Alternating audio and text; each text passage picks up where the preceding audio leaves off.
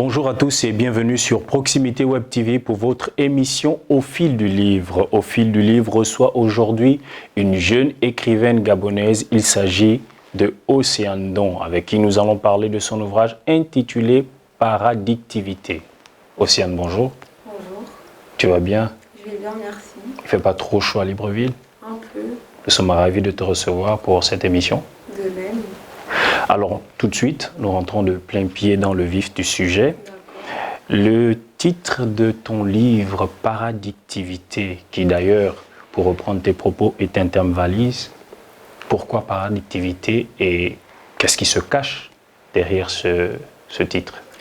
Alors, en tant que francophile, il m'a paru légitime d'avoir un titre en accord avec cette partie de moi, cet aspect de moi, c'est-à-dire une grande fan de français. Donc les figures de style sont omniprésentes dans mon quotidien. Et donc je me suis dit qu'un mot valise serait adéquat pour le titre de mon livre. D'ailleurs, je compte en faire ma marque de fabrique. Donc tous mes livres seront des mots valises. Et en ce qui concerne celui-ci, il est tacitement une redondance aussi. C'est un mot valise un peu redondant, dans la mesure où le paradigme et la subjectivité sont des termes assez connexes. Et ce qui se cache derrière ce terme, c'est un peu d'expérience personnelle, beaucoup d'envie d'extérioriser pas mal de choses. Et voilà, ça résume bien ce titre. D'accord, alors nous voyons bien sur la première page de ce livre, il y a une image. Oui. Océane, que devons-nous comprendre de cette image? Qu'est-ce qu'il faut lire? Qu'est-ce que ça représente? Cette image à caractère éristique peut rentrer dans le cadre de la dialectique de Platon, donc la dialectique platonicienne, aussi bien ascendante que descendante. C'est une dialectique qui représente aussi bien le côté intelligible que sensible. Et mon livre, il met justement en évidence l'aspect intelligible et sensible de l'homme, avec grand H, donc de l'être humain en général. D'accord, on s'est permis un peu de regarder autour de vous. Nous savons que vous faites des études juridiques, mais là nous avons un ouvrage qui est pratiquement philosophique, on va le dire. Alors vous dites vous-même que ce livre s'inscrit dans le cadre d'une philosophie de l'expulsion. Que devons-nous entendre? La philosophie de l'expulsion renvoie indéniablement à la maïeutique socratique. Ce que Socrate appelle maïeutique, c'est le fait d'inciter les gens à adopter une réflexion susceptible de les inciter à parcourir le monde par l'esprit.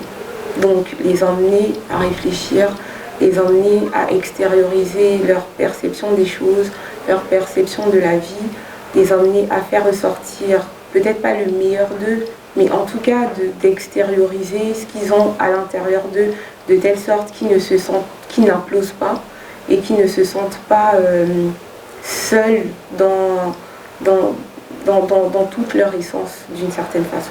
D'accord, nous allons certainement revenir là-dessus. Alors comment la passion pour l'écriture est-elle née et quels sont les auteurs qui t'ont inspiré? Il y a eu pas mal de choses. Déjà les premiers signes,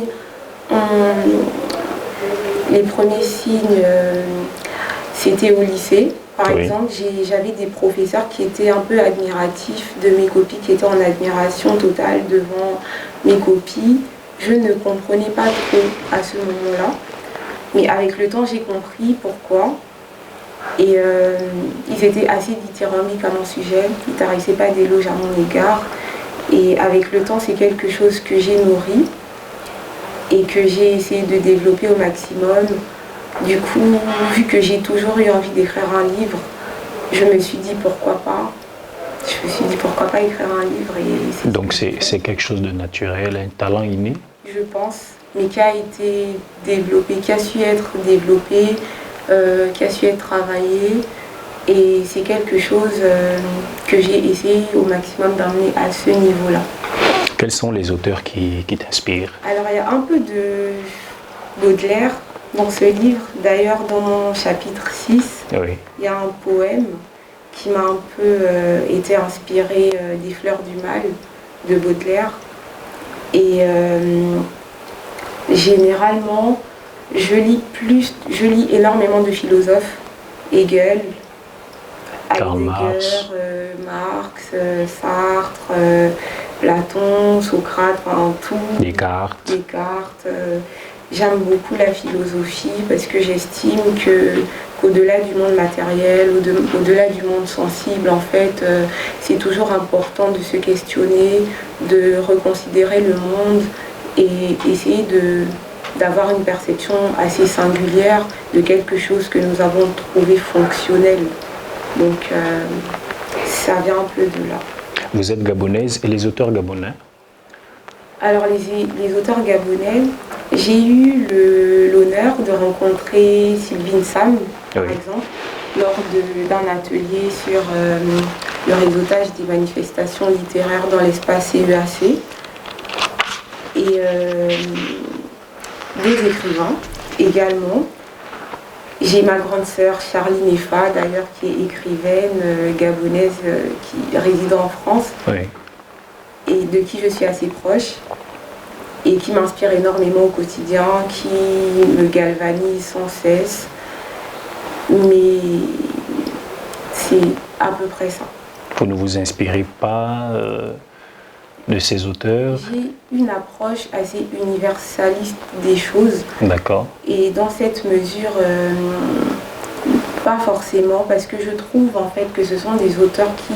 Enfin, je ne parle pas des auteurs précités, mais généralement les auteurs africains, ce sont des auteurs qui mettent en évidence ce que j'appelle les précipices ébènes, ce qui met en évidence la souffrance de l'Afrique et tout ce qui va avec. Et moi, je ne m'inscris pas forcément dans ce cadre. Cependant, dans mon chapitre 6, sur l'appartenance, j'y ai inclus un poème qui est assez implicite, assez tacite, qui, malgré tout, parle un peu de ces phénomènes-là, en fait, que ces auteurs-là décrivent au quotidien.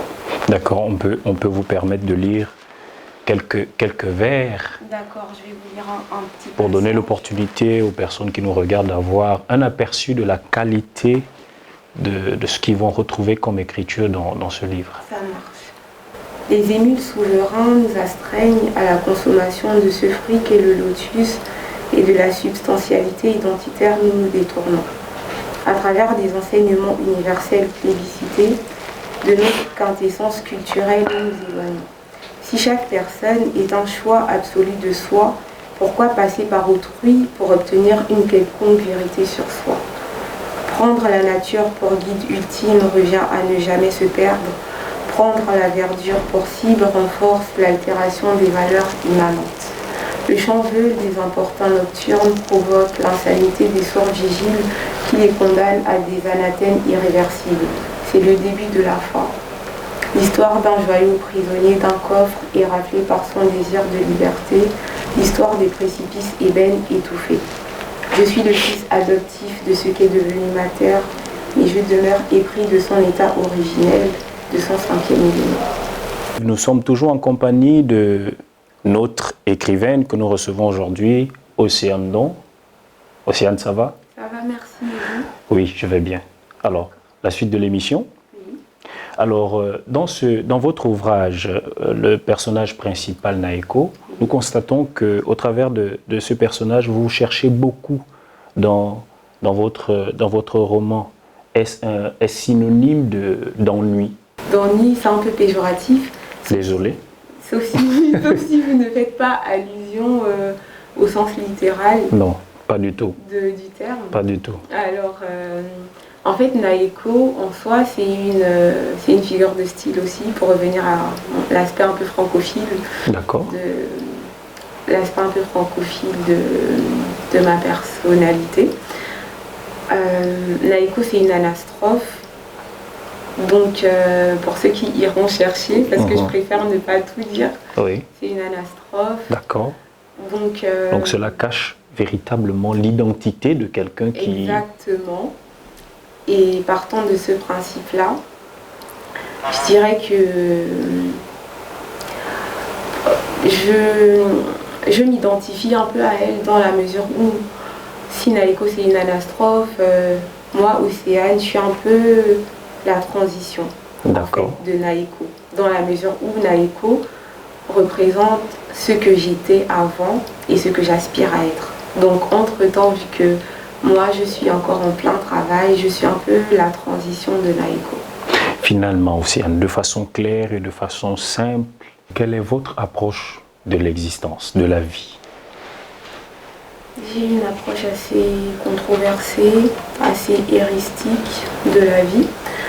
Mais je pars du principe qu'on peut exister sans être, mais on ne peut pas être sans exister.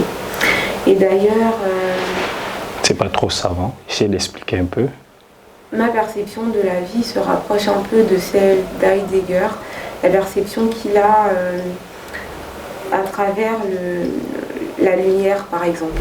Il part du principe que la lumière, au-delà d'exister, en fait, le fait de faire exister d'autres objets en les rendant visibles fait en sorte qu'au-delà d'exister, la lumière, elle l'est également. Donc moi je pars du principe que dans la vie, on ne doit pas se limiter, on ne doit pas se limiter aussi à soi, mais on doit pouvoir apporter de la lumière aux personnes qui nous entourent. Et c'est un peu mon partage au quotidien. Et d'ailleurs dans mon chapitre sur autrui, je mets en évidence le fait que considérer autrui comme soi-même, c'est la base, tout simplement, c'est la meilleure chose à faire. Voilà. En quoi pour vous la remise en question de l'opinion commune est-elle si importante? Comme je le disais préalablement, on est venu dans un monde, lorsqu'on vient au monde, on vient dans un monde qu'on juge et qu'on trouve fonctionnel. C'est un monde qui a déjà des codes, des systèmes. Voilà, des systèmes bien ancrés. Et donc, on pourrait choisir de s'y conformer ou de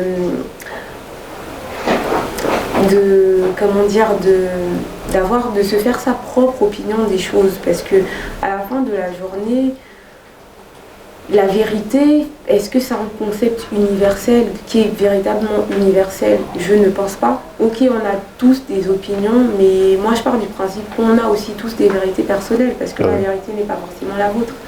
Vous en conviendrez avec moi.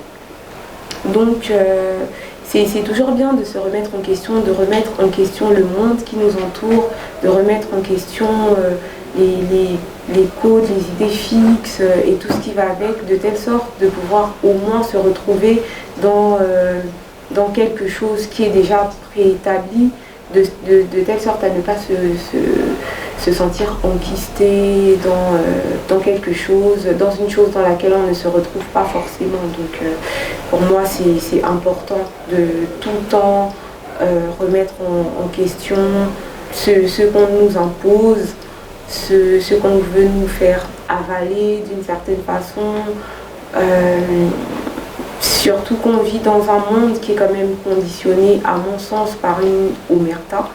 Donc à nous de nous faire notre propre opinion des choses, à nous de nous créer un monde, dans un monde. Pas de vérité préétablie. Alors on l'a compris. Quel est l'objectif poursuivi dans cet ouvrage qui est un mélange de genres, entre littérature et philosophie, paradictivité, qui est un jumelage de mots, au-delà de cette fiction que l'on peut percevoir, qu'est-ce qu'il y a de concret derrière cette histoire qui est certainement l'apanage de vos contemporains? Comme je le disais tantôt, ce n'est pas tant une fiction dans la mesure où Naeko c'est quand même une anastrophe. Donc ça veut dire que son histoire c'est quelque chose de vécu, donc de concret. Et l'objet de ce livre a pour but principal de faire comprendre aux gens que c'est bien beau de suivre, mais c'est mieux de créer. D'accord. Et à essayer d'inciter les gens à adopter une réflexion ou à emmener les gens à réfléchir par eux-mêmes. C'est très important dans la mesure où plus on pense, plus on crée, plus on réfléchit, plus on reconsidère les choses, plus on reconsidère la vie. Pour moi, c'est important d'ouvrir les yeux aux gens, de les emmener à ouvrir les yeux, de les emmener à penser par eux-mêmes, de les emmener à créer, de les emmener à innover et de ne pas oublier qu'au-delà du monde matériel, il y a également un monde intelligible qui n'est pas à négliger et essayer de trouver une certaine de former une certaine cohésion entre ces deux notions ne peut qu'être bénéfique et fructueux pour eux. Alors, à qui s'adresse spécifiquement ce roman et pour quel véritable message qui est en réalité, on peut le percevoir, qui est un message de cœur. Quel est ce message de cœur que vous voulez véhiculer véritablement dans ce livre? Ce livre s'adresse principalement aux hétéroclites que je représente, à mon sens, parce que je me considère comme une hétéroclite. Donc, ce livre s'adresse aux personnes qui se sentent un peu différentes, un peu effacées, un peu incomprises. C'est un livre justement qui a pour vocation, qui a pour objet de leur dire, à ces personnes-là qu'elles ne sont pas seules, de dire à ces personnes-là qu'elles font bien de penser par elles-mêmes, qu'elles font bien d'être un peu dissidentes, d'avoir des idées un peu péremptoires et tout simplement de les encourager à développer davantage ces idées-là de telle sorte à se créer, comme je disais tout à l'heure, un monde dans un monde parce qu'à la fin de la journée, on se retrouve seul avec soi-même et tant qu'on est en accord avec nous-mêmes, on a tout gagné, je pense. Et Nietzsche, d'ailleurs, à ce propos, il disait qu'il n'a jamais souffert de la solitude, il a toujours souffert de la multitude. Donc il n'y a pas de mal à se sentir différent, il n'y a pas de mal à se sentir seul, il n'y a pas de mal à expérimenter la solitude, à expérimenter tout ce qui est un peu... qui est un peu aux antipodes des causes, de ce qu'on observe, de ce qu'on voit au quotidien. Et c'est un message de cœur, c'est un message d'amour surtout, dans la mesure où voilà, j'essaie de partager un peu de moi à ces personnes-là, un peu de moi aussi à tout le monde. Et j'essaie justement d'emmener les gens à être sûrs de leur façon de penser, à être un peu moins en adéquation à ce que le monde, dans son entièreté, nous offre un peu ou veut nous faire un peu, enfin, à ce que le monde veut nous imposer. Donc voilà. Océane, nous sommes arrivés au terme de notre interview. Votre mot de fin? Peut-être une information que vous souhaitez d'abord ajouter par rapport à votre roman. Et s'il n'y a pas d'information ajoutée, simplement votre mot de fin. Mon mot de fin, le critère de vérité ne se trouve pas toujours dans ce que l'on voit, mais dans ce qu'on entrevoit, tout simplement. Merci de nous avoir suivis. Nous sommes arrivés au terme de votre émission Au fil du livre. Merci de nous avoir suivis. Nous étions avec Océane Ndong, jeune écrivaine gabonaise, avec qui nous avons discuté, nous avons partagé sur son roman, qui est le premier d'ailleurs, Paradictivité. Merci de nous avoir suivis et bonne suite de programme sur Proximité Web TV. À très bientôt.